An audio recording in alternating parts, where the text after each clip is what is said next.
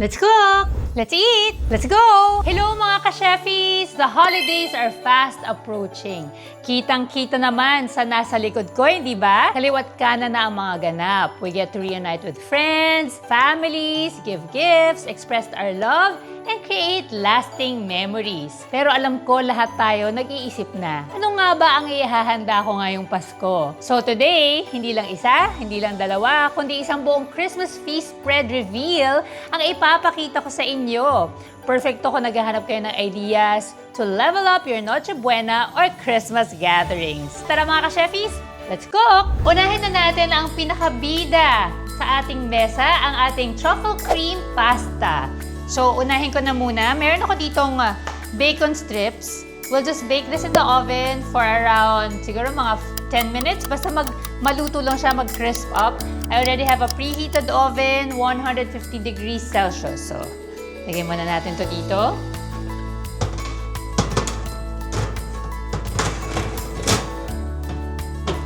Okay, so while that is cooking, gawin na natin yung ating truffle cream pasta. So, very, very easy. It sounds social, parang nakaka-intimidate to some people, pero napakadali lang nito.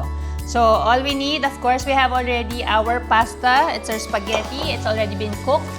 Mga ano lang siya, undercooked siya actually, not al dente, kasi mamaya, lulutuin pa natin to together with the sauce. So, mga around 5 minutes lang na cooking time.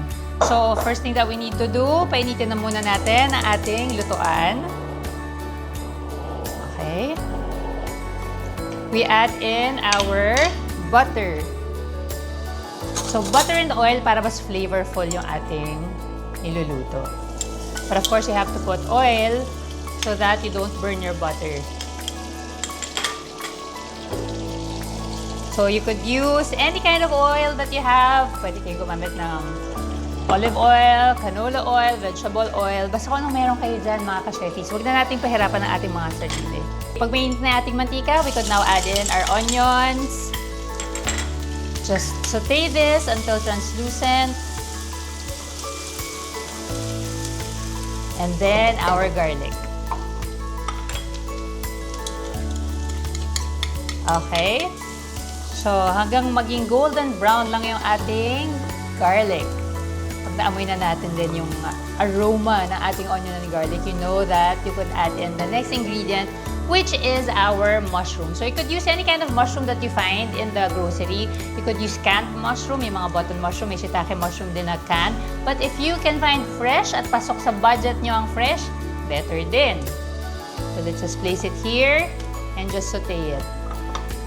Nako, ngayong malapit na ang Pasko, marami tayo syempre yung inaabangan. Not just the Noche Buena, pero marami rin kasi mga Christmas parties, diba? Mga reunions, get together.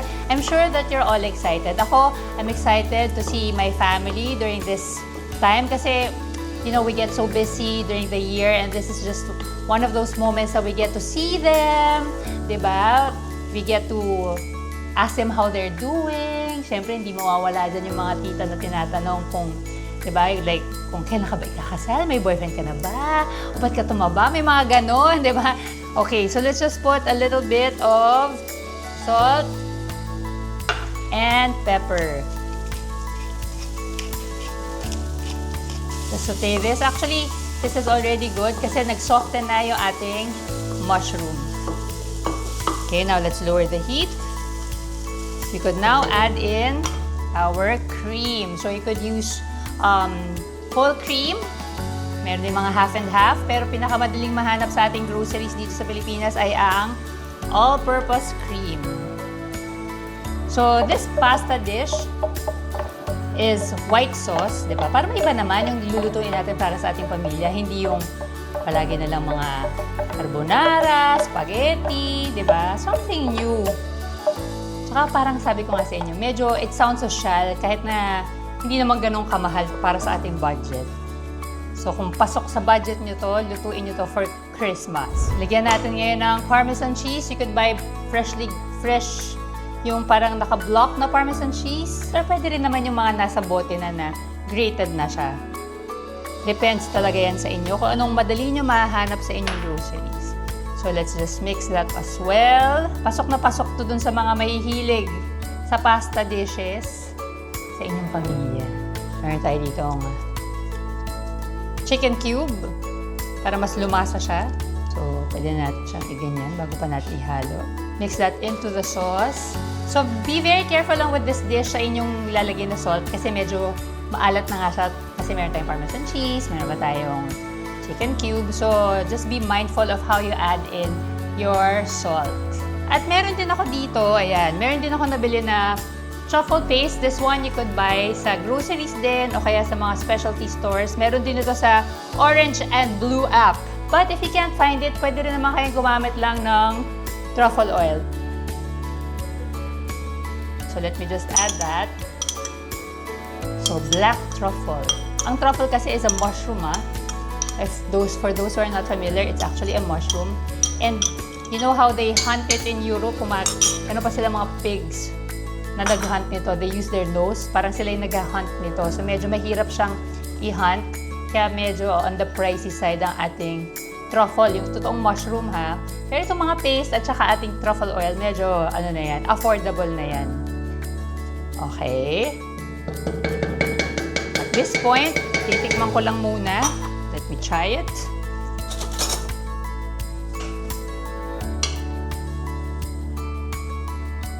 Init.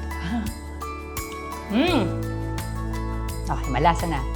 Okay, let's make this at lagyan na natin yung ating pasta, yung ating cooked pasta. Ako pagka Pasko, mga inaabangan ko talaga mga handa. Yung masarap na niluluto ng nanay ko dati, tapos naman ng mga yaya ko, mga tita ko.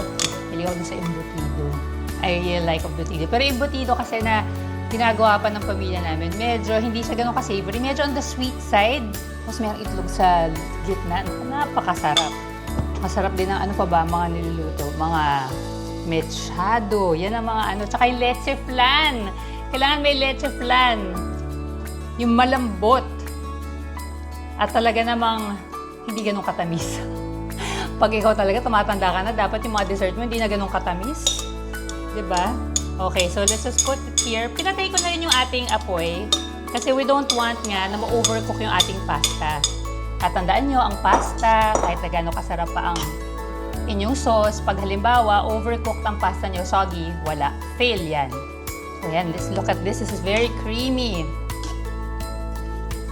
Oh, okay. This is good. We just finish this off with a little bit of truffle oil para talaga maamoy natin, the aroma.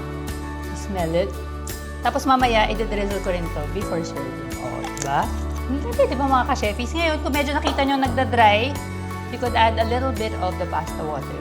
Kasi we don't want our sauce and our pasta to dry up. So actually, this is good already, pero we just have to wait for our bacon to cook. It's actually in the oven right now at 150 degrees Celsius. We cook this for around 15 to 20 minutes hanggang mag-crisp up lang siya. Tapos we just top it sa ating truffle pasta. Okay, let's plate our pasta. Siyempre, family style na lang naman tayo ngayon. Kung paano natin ipe-present sa ating table ang ating mga pagkain for the holiday feast. And then, kung wala rin kayo oven for your bacon, huwag kayong mag-alala, pwede nyo rin naman niyang i-pan fry. Just use your saute pan. Pan fry the bacon without oil kasi nga oily na yung ating bacon. Lalabas na yung oil when we cook it. Okay. Lagay ko na to.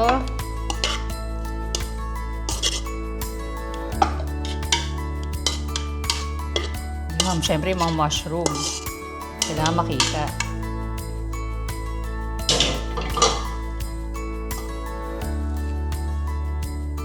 Magsaslice na ako ng ating bacon.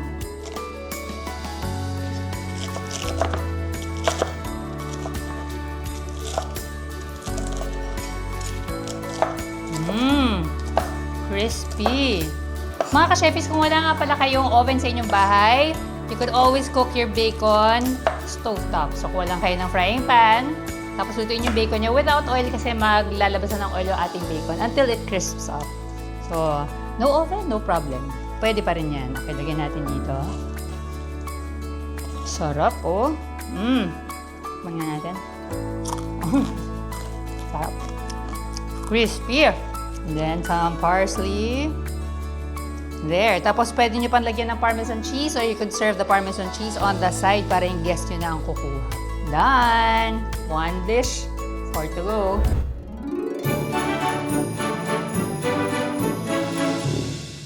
Next in line, ang ating honey butter roast chicken. So another delicious recipe that you could prepare for the holiday season. We have here our chicken leg.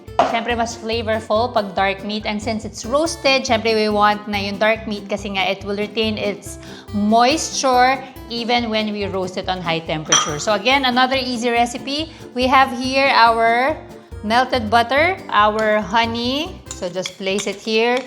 In our bowl, we have our soy sauce. Okay, some garlic powder. Salt and pepper. So since we will be baking this, kasi nga roasted chicken, pinainit ko na yung ating oven at 190 degrees Celsius and this will cook for around 20 minutes.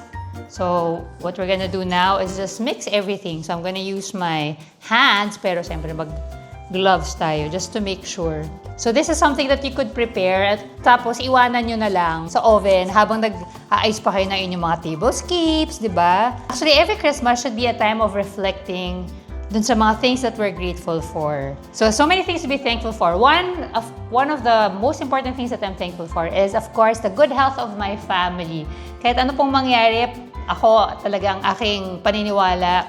You may have all the material things in the world, but if you don't have a healthy body, nako, lost ka pa rin doon. So I'm thankful na everyone in my family has good health, walang may sakit, lahat ay malulusog at malalakas. Another thing, of course, is that, of course, we have a complete and happy family. Not everyone has that. So, I'm grateful to the Lord na talaga namang He's always binding us with His love. Lalo na ngayong Pasko, we're excited to be with one another again. Ayan, so this one is already good.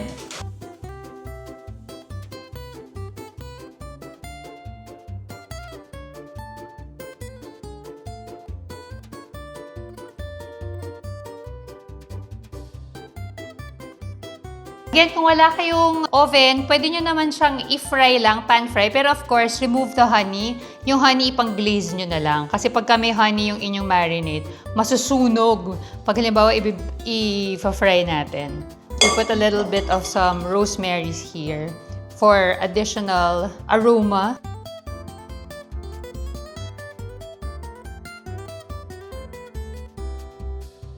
Okay, let's set this aside. Gawin na natin yung next dish, o, diba? Okay, so the next dish, syempre, we keep our table healthy. I'm doing a roasted vegetable medley with honey balsamic glaze. O, diba? That's a mouthful. Parang haba-haba nung recipe na yon. Pero it's actually very easy. So this will serve as your side dish. So meron tayo dito iba't ibang klaseng vegetables. We have the bell pepper, yellow and red. Ang ganda ng kulay. We have our carrots. And then we have our zucchini. So I'll just slice our zucchini as well, the same way that we sliced our carrots. So naka-rounds lang siya. So very colorful. Of course, we want na yung ating Christmas table looks very festive. So all we need to do is just place it all here sa ating baking sheet or roasting pan.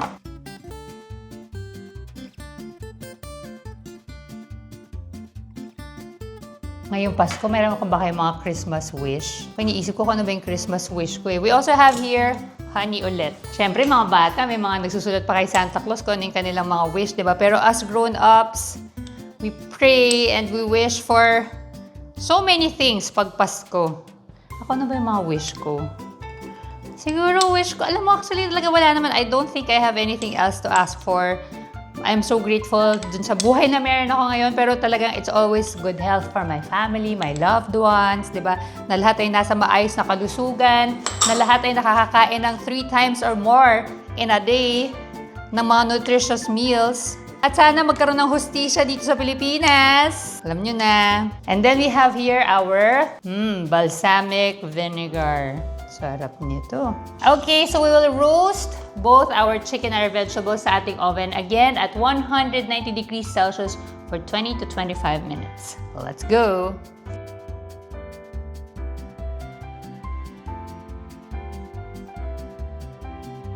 Okay, so we'll wait for that for around 20 to 25 minutes. So while we're waiting, meron tayo syempre nagbabalik, always present, ang ating ever-reliable na palayok. This time, after a very long time, I will be doing this alone dahil wala akong guest.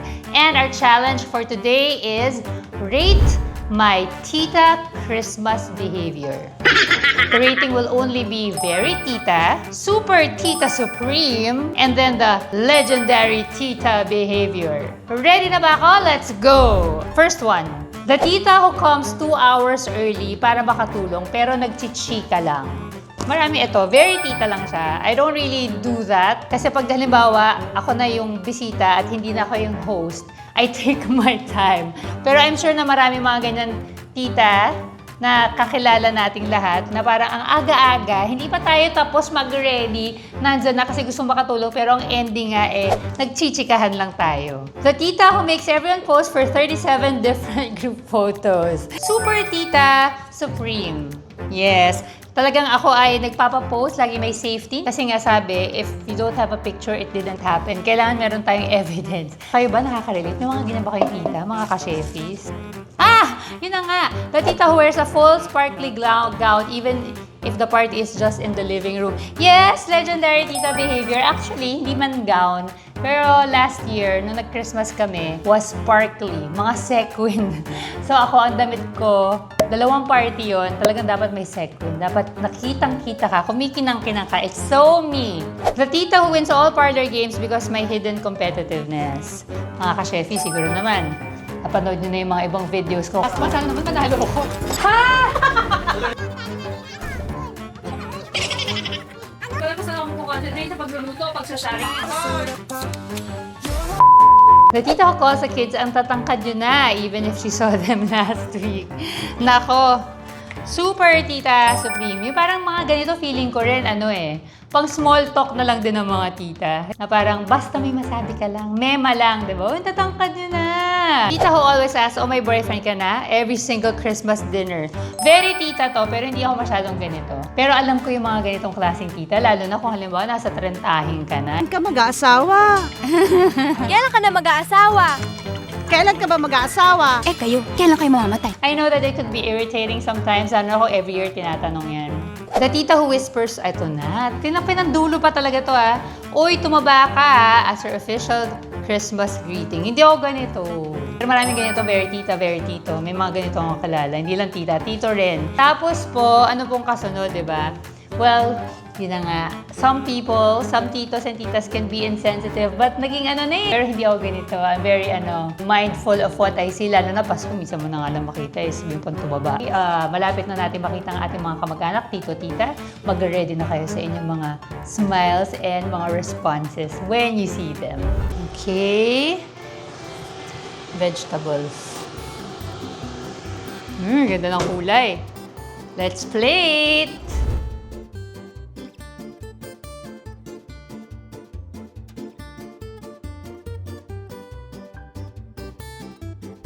Okay. Kailangan natin ito. Ayan.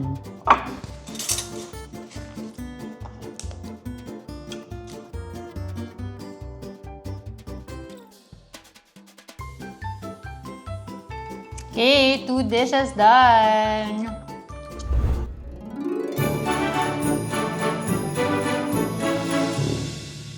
Of course, we also have our dessert. Ito yung ating walang kamatayang mango graham cream cups. And for our beverage, our calamansi mint sparkler. Pero this is something talaga na inaabangan ng mga pamilya pagka handaan pag Pasko. So of course, we need our fresh mangoes. Slice lang natin siya. Make sure na ang bibilin yung mangga ay yung matamis. How do you know if it's sweet? Well, sometimes you could smell dito. Pag amoy matamis, matamis yan. Okay? So, let's just slice this. Okay? Very easy. So, instead of putting it in a baking sheet or yung mga parang baking pan, lagyan natin siya sa cups. Kung anong cups meron kayo, I'm using parang goblet cups just to make it more presentable. So, let's take out the flesh from our mango using our glass to make it easier. Take this off. So, this is something that you could prepare ahead of time because you need to chill this, diba? So the night before the celebration, gawa na kayo nito. And this is something that's actually very easy, very straightforward. If you want to make it more special, you could add some caramel sauce. Okay. Yan natin dito. And let me just slice this into cubes.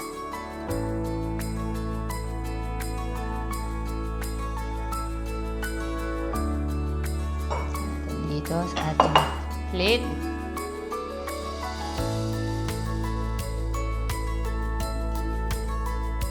Okay, so we have our mangoes. Kailangan lang natin ngayon is our cream, all-purpose cream. Okay. We have our condensed milk. So, depende na yan sa inyo kung gaano nyo katamis gusto ang inyong mango float. Okay. And then, we just mix it all together. So, we just whisk it. Okay, so once it is whisked already, let's start assembly. Okay, now let's start assembly. So, we have here our biscuit crumbs. So, tago na natin sa pangalang Graham. Pero may nabibili na rin ngayon na speculoos. So, let's just use yung nabibili na naka-crumbs. Pero if you can't find it, pwede na naman kayo bumili ng buo. Tapos, idurugin nyo na lang.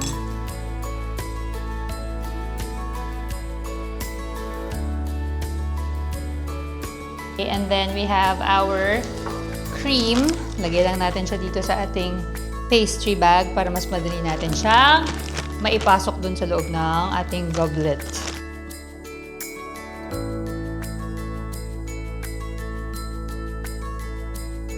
And fill lang natin ng second layer yung ating mango Graham.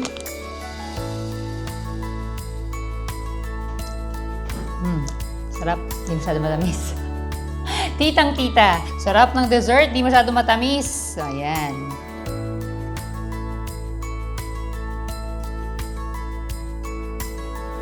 Then, our mangoes. Pwede rin kayong gumamit ng peaches kung medyo sawa na kayo sa mangoes. You could also use that. Actually, itong mango float na ito, isa na ito sa mga desserts na hindi mawawala pag mga celebration. Kasi nga, dali lang niya gawin. Then, again, another layer of your biscuit.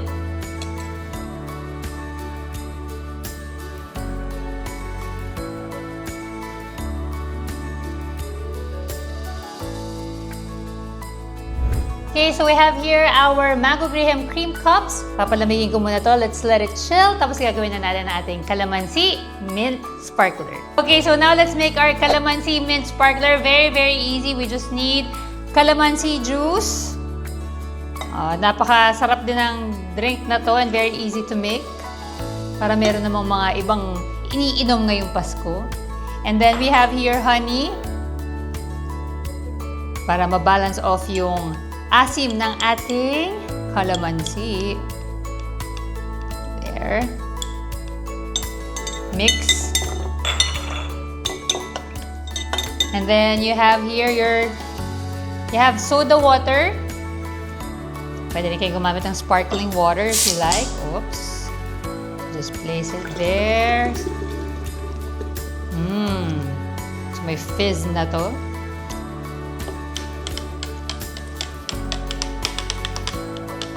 We have our mint leaves.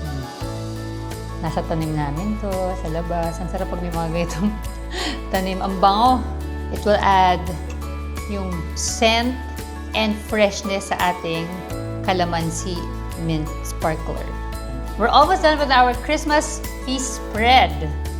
Diba? We're on to our last dish or our last handa for today.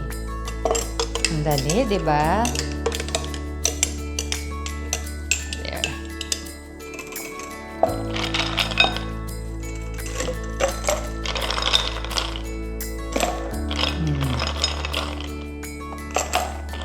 Dito natin siya ilagay para mas maganda siya tignan. Okay, let's just place it here.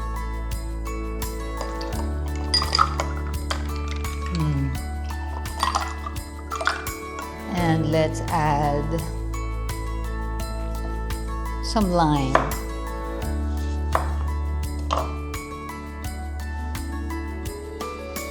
Bonus for extra presentation lang yan. Ang bango. Ready na ang ating calamansi mint sparkler.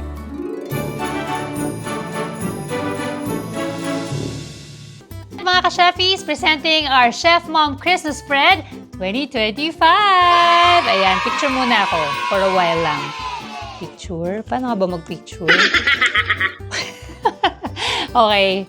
Saan nakita yung pagkain? Yan.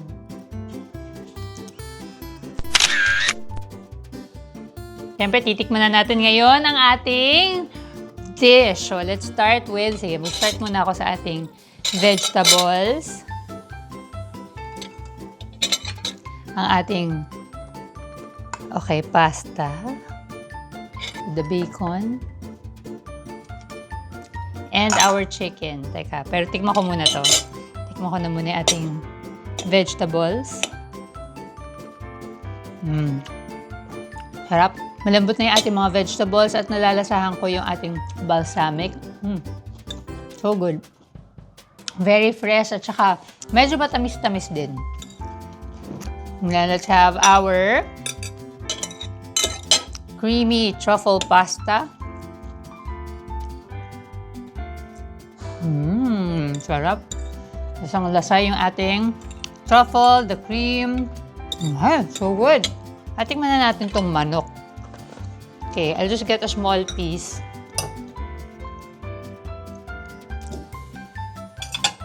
Let's get our chicken. Oh, cooked just right. Juicy pa yung ating chicken. At nalalasahan ko yung ating honey with the garlic. It's so good. 3 dishes and then we try the drink.